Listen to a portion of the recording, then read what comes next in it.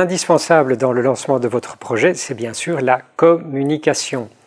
Un proverbe entrepreneurial dit d'ailleurs « pas vu, pas vendu ». Et c'est tellement vrai. Dans la communication, premier conseil, c'est « soyez comme vous êtes ». C'est comme ça que vous passerez le mieux et que vous allez mettre votre ADN en avant, ce que vous avez envie de proposer. Donc n'essayez pas d'être un autre. Vraiment, présentez-vous comme vous êtes. Deuxième chose, la communication, il y a une partie de forme, d'emballage, de paillettes, mais il y a aussi une partie d'organisation.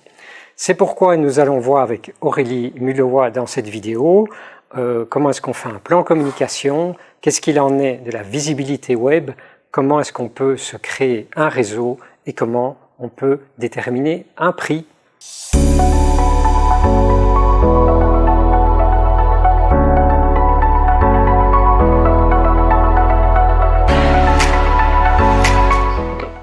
Alors, l'une des bases, l'un des points principaux à développer pour une communication efficace est le plan de communication.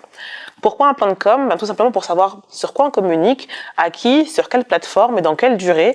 Cela permet d'anticiper son travail, de se structurer et également de être plus pertinent aussi dans la partie qui suivra les publications, à savoir aussi la mesure des différents posts qui ont été partagés à notre audience.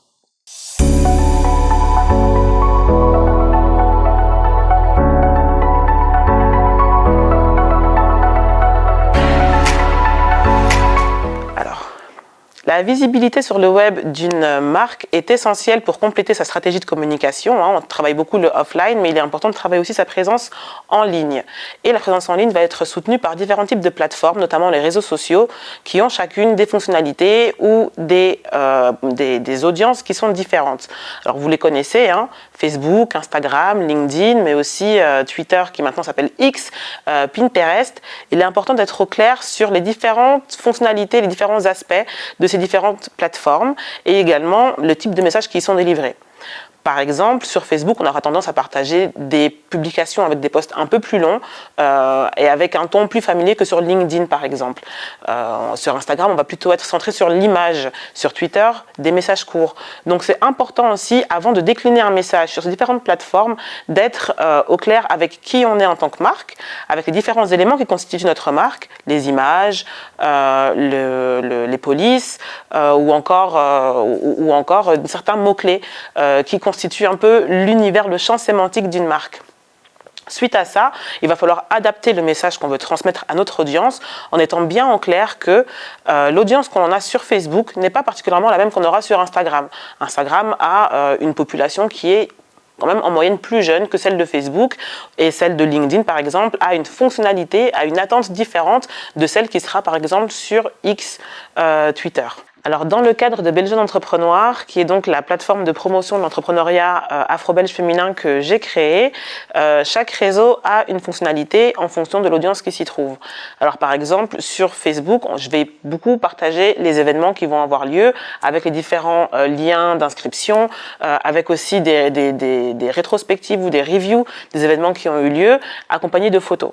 Sur Instagram, on va être sur quelque chose de beaucoup plus direct, avec des éléments qui sont beaucoup plus restreints et beaucoup d'images aussi qui vont plutôt permettre de sentir un peu l'atmosphère de la marque sans pour autant délivrer énormément d'informations pratiques et concrètes par rapport à des événements, des choses comme ça. L'idée, c'est vraiment de comprendre l'atmosphère générale de la marque. Sur LinkedIn, par exemple, on sera sur des publications qui sont beaucoup plus professionnelles avec des call to action qui sont beaucoup plus spécifiques au monde de l'emploi.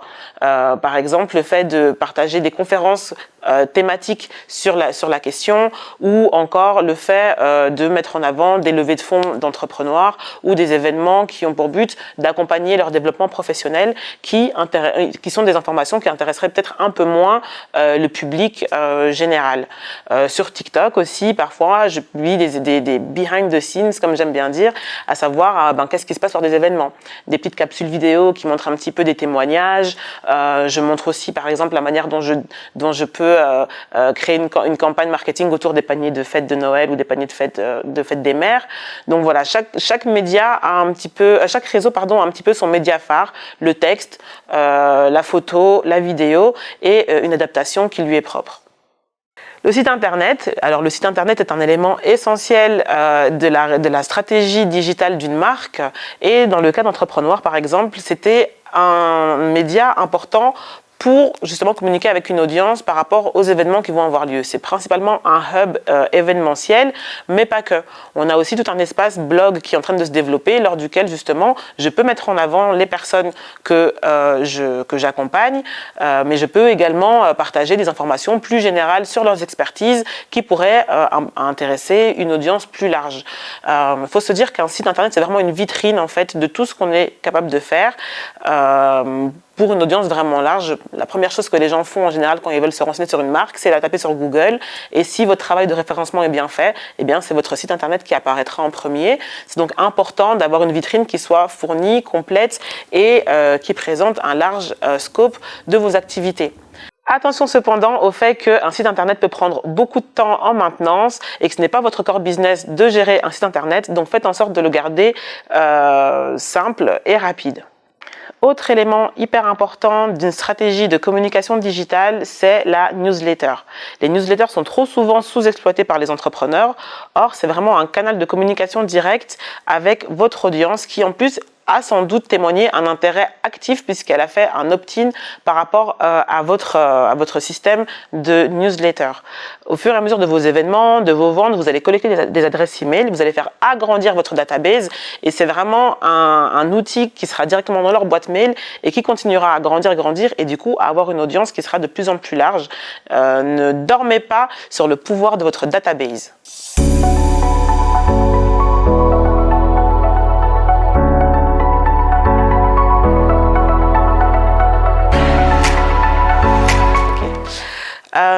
La communication d'une marque repose sur deux piliers, la communication online et la communication offline. Alors en communication offline, on a la distribution de flyering par exemple, l'affichage en rue, mais on peut également penser au fait de réseauter, de se créer un réseau, d'aller d'événement en événement et de connecter avec des personnes. Une chose qui est importante pour bien réseauter, c'est de savoir pourquoi est-ce qu'on réseaute. Il ne suffit pas de simplement distribuer des cartes de visite, il faut le faire avec une intention. Est-ce que l'on veut trouver de nouveaux partenaires de travail? Est-ce qu'on veut simplement faire connaître notre marque et en faire une marque qui soit connue à une plus vaste audience? Quel est le but du réseautage et quelles sont vos intentions dans les différents événements auxquels vous allez vous rendre pour justement réseauter et agrandir votre carnet d'adresses? Réseauter lors d'événements est une chose, mais il est également possible de réseauter en ligne. Pour cela, premier conseil, bien connaître l'identité de vos différents réseaux. LinkedIn est un excellent réseau pour réseauter de manière professionnelle, mais il est important d'être dans la communication, dans le partage, dans l'échange. Assez souvent, on a tendance à attendre des likes, mais pour en recevoir, il faut aussi en donner, partager, commenter.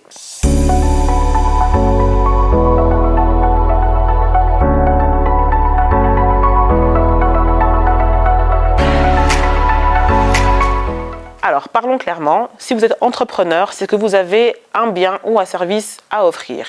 Et une des problématiques est de trouver le juste prix qui correspondra autant à votre audience qu'au travail que vous allez fournir.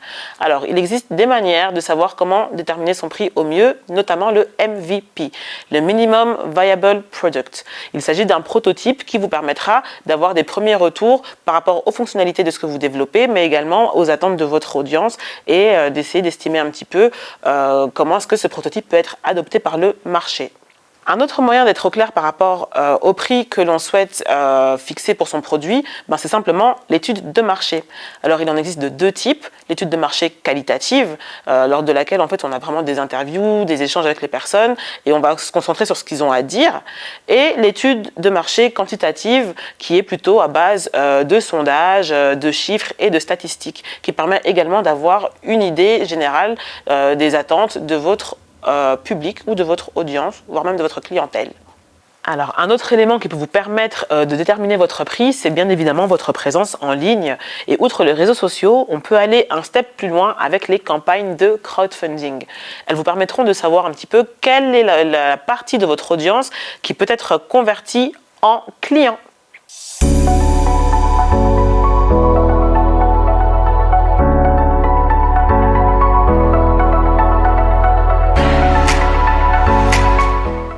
Je vais vous donner 10 conseils pour un pitch percutant. Tout d'abord, commencez par un teaser. Commencez par interpeller votre public. C'est la meilleure manière pour les réveiller, mais aussi pour les obliger à vous écouter. Que ce soit à travers une question, un chiffre clé ou encore un événement marquant. Deuxième élément essentiel, l'équipe. Parlez des membres fondateurs de l'équipe du projet. Quelles sont les motivations, les passions qui vous relient, qui vous unissent en lien avec votre projet, mais aussi et surtout quelles sont vos complémentarités. Ce sont ces complémentarités qui vous permettront de vous dispatcher les différents rôles dans l'entreprise. Troisième élément, bien définir son marché est clé. Est-ce que vous avez des indicateurs par rapport à la taille de ce marché? Des chiffres réels, concrets et actuels. Quatrième élément, toujours le problème avant la solution. Quel est ce fameux pain que vous avez identifié sur votre marché? Et en quoi ce pain est si important? Cinquième élément, votre solution. En quoi votre solution va solutionner ce pain? En quoi votre solution va rendre vos clients heureux?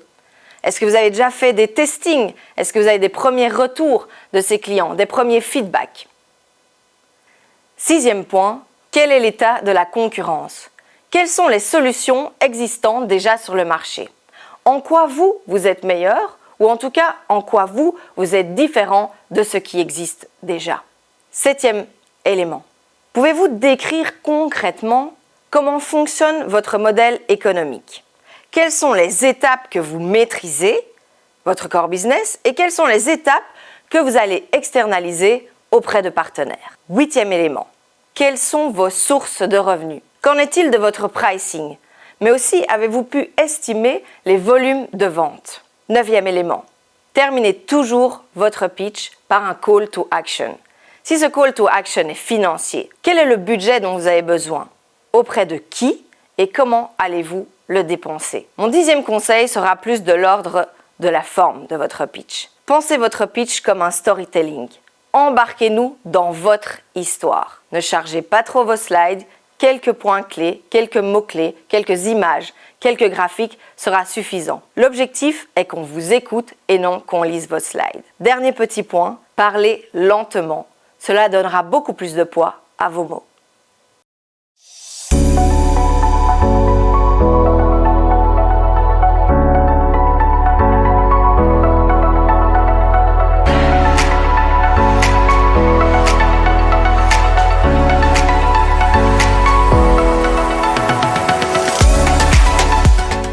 Connaître son persona. Donc son persona, c'est vraiment sa clientèle cible, savoir qui elle est, où elle est et quand est-ce qu'elle décide et comment. Et en fait, ces éléments-là permettent vraiment d'être percutants quelque part à petit budget et de ne pas nécessairement investir des énormes sommes d'argent dans des réseaux sociaux qui deviennent de plus en plus saturés.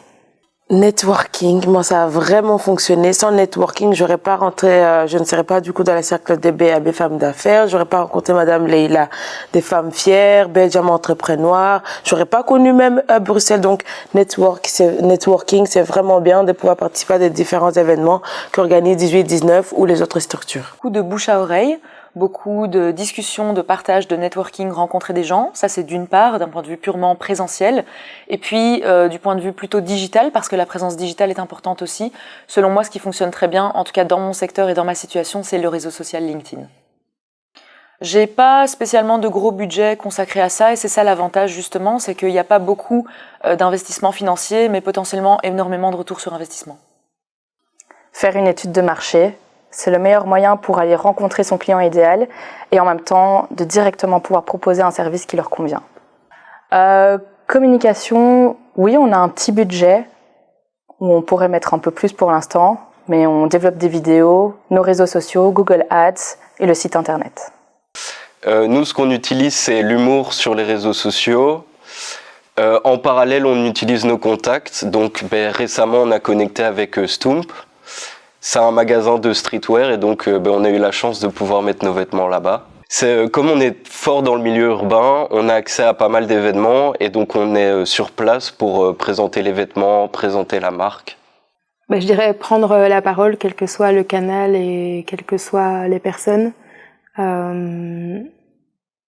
Et en fait, la meilleure publicité, c'est le bouche à oreille et c'est les gens qui parlent d'un projet, donc c'est de vivre son projet en fait. Je pense que quand on vit son projet, on est passionné par celui-là, les choses se font.